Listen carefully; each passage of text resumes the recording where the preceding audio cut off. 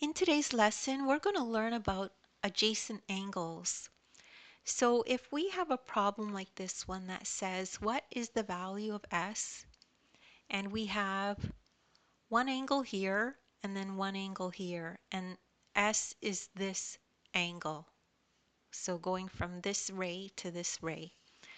So adjacent angles share a vertex and a side, but no interior points.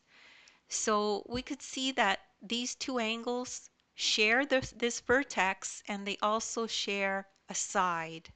Okay, so you can add the measures of adjacent angles to find the total measure.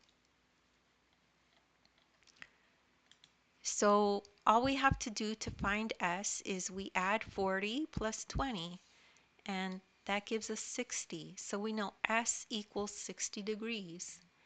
And that's how you do that kind of problem when you're asked to find adjacent angles. And you could rewatch the video if you don't quite understand that.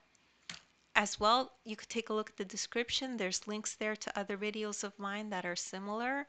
You could also download the ebook. There's a link there to this exact video, and you could follow along in the ebook as you watch the video. Please make sure to like and subscribe, and thank you so much for listening.